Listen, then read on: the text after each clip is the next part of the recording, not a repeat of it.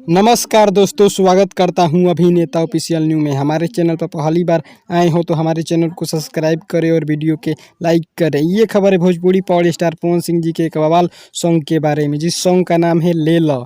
जी हाँ दोस्तों, जिस सॉन्ग का नाम है ले लो, उसी के बारे में बहुत ही बड़ी जानकारी देने वाला हूँ दोस्तों। वीडियो को पूरा देखें तभी समझ में आएगी हमारी सारी बातें आप लोगों को। गाने को लिखे हैं रोशन सिंह विश्वास और म्यूजिक दिए हैं प्रियांशु सिंह, और इस गाने को वीडियो बनाए हैं रवि पंडित और गाए हैं पावर स्टार पवन सिंह। अभी तक इस वीडियो सॉन्ग को नहीं देखे हैं तो कृपया जाकर देख सकते हैं PRA फिल्म्स यूट्यूब चैनल पर। जी हाँ दोस्तों, PRA फिल्म्स यूट्यूब चैनल पर आज ही सुबह 11 बजे रिलीज कर दिया गया है। जो भी भाई लोग इस वीडियो सॉन्ग को नहीं देखे हैं कृपया जाकर PRA फिल्म्स यूट्यूब चैनल पर जाकर देख सकते हैं। उम्मीद करता हूं कि ये खबर आप लोगों को अच्छी लगी हो तो हमारे चैनल को सब्सक्राइब करें और वीडियो के लाइक करें और साथ ही कमेंट करें कि वीडियो कैसी लगी। मिलते हैं नेक्स्ट वीडियो में किसी और खबर के साथ।